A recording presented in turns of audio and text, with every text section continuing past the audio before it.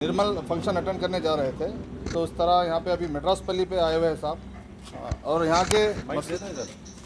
के मसले मसाइल के बारे में भी मैंने साहब से गुजारिश की थी साहब। यहाँ पे एक मेड्रासपल्ली गांव जो डिचपल्ली मंडल डिस्ट्रिक्ट निज़ामाबाद तेलंगाना स्टेट में आता है, यहाँ पे जो मस्जिद है मेड्रासपल्ली की गांव में जो मस्जिद है उसके मसले मसाइल के बारे में बोलना था साहब से। साहब ये जो यहाँ पर जो गांव है मेड्रासपल्ली, यहाँ पे पूरा बहुत कदीम मस्जिद है साहब, यहाँ की जामा मस्जिद। और वहाँ पे मतलब खबरस्तान की जो बाउंड्री है मतलब खुला छोड़ दिया गया है, उसका कोई कितना है खबरस्तान की 2.5 एकड़ पे जी 2.5 एकड़ ज़मीन है यहाँ मेड्रासपल्ली गांव में। इसके बाउंड्री वाल के बारे में कई बार हम गवर्नमेंट को अपील करे, बाजी रेड्डी साहब को भी एप्लीकेशन लिख के दिए, अभी तक कुछ भी उसके बारे में कुछ भी नहीं हुआ।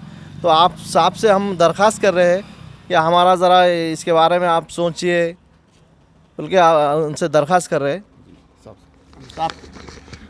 हाँ, अस्सलाम वालेकुम। मैं फ़िलवक़्त जो है निज़ामाबाद और निर्मल के बीच में जो मेट्राजपल्ली डिचपल्ली मंडल जो आता है वहाँ पर हूँ मैं। एक्चुअली मैं निर्मल एक शादी में जा रहा था, हमारे एमबीटी के ख़ास वर्कर की शादी थी। तो हमारे शेख माजिद साहब आरमूर के सदर और हमारे जनरल सेक्रेटरी आरमूर मोहम्मद पाशा साहब और हमारे वाइस प्रेसिडेंट साजिद साहब मेरे को रिक्वेस्ट करे कि साहब यहाँ पर मेट्राजपल्ली पे जो है एक मस्जिद का इशू है, वो कमेटी वाले आपसे मिलना चाह रहे हैं। तो यहाँ पर अब मेरे साथ जो है जामे मस्जिद मेट्राजपल्ली डिचपल्ली मंडल निज़ामाबाद डिस्ट्रिक्ट, मेरे साथ हमारे सैयद रहीम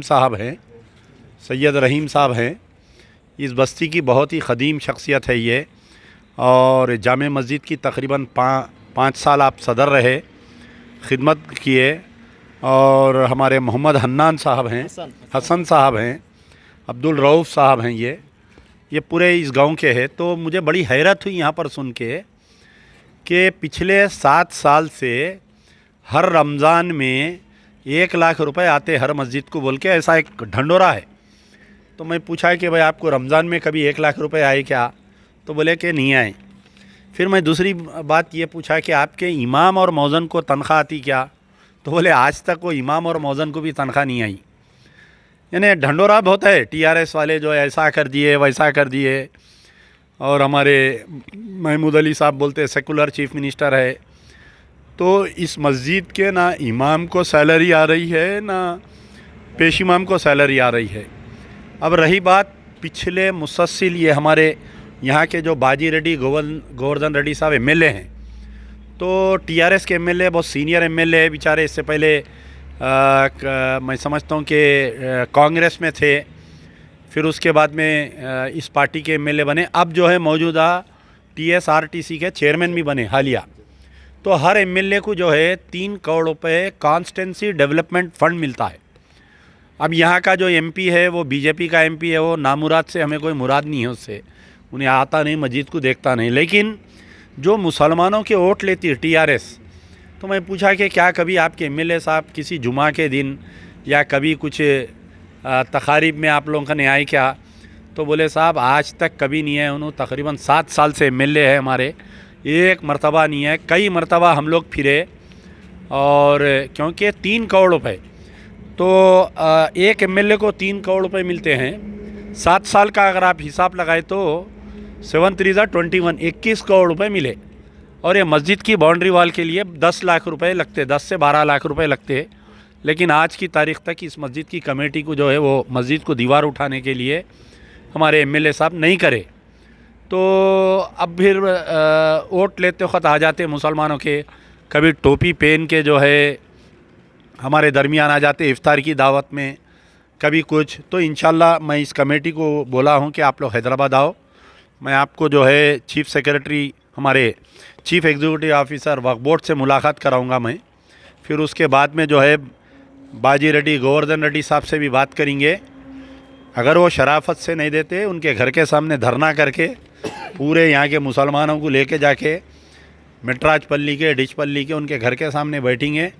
बैठ के हम उनसे, क्योंकि हमारा हक बनता, एमएलए फ़ंड जो है वो सबके लिए है, खाली मंदिरों के लिए मसान गट्टियों के लिए नहीं है वो। वो मस्जिदों के लिए और जो है क़ब्रस्तानों के लिए भी है फ़ंड, गवर्नमेंट फ़ंड। हम भी टैक्स बनते, हम भी सिटीज़न हैं, हमारे भी इबादत गाहों को आप डेवलप करो।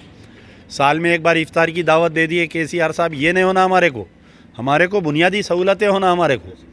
तो इंशाल्लाह ये कमेटी से मैं बोला हूँ कि आप लोग आइए। और MLC कविता ख़ुद निज़ामाबाद की MLC है, उनको पैसे आते 3 करोड़ रुपए साल को, उनसे भी बात करेंगे। महमूद अली होम मिनिस्टर है, उन्होंने भी MLC है, उनके भी 3 करोड़ रुपए आते, लेके जाके इधर उधर दे रहे हैं बेचारे। सेकुलरिज़म बोल के मर गए तो मट्ठी में जाना है अपने को, पहले ये मट्ठी क़ब्रस्तान की हिफाजत करेंगे इंशाल्लाह। तो इंशाल्लाह आप लोग उम्मीद रखिए, जो भी है होगा। तो मैं फिर से हमारे माजिद साहब, हमारे साजिद साहब, हमारे अवैस साहब और हमारे जनरल सेक्रेटरी आरमूर का शुक्रिया अदा करता हूँ। तो शुक्रिया, ये दरख्वास्त दे रहे हैं लोग। ये पकड़िए,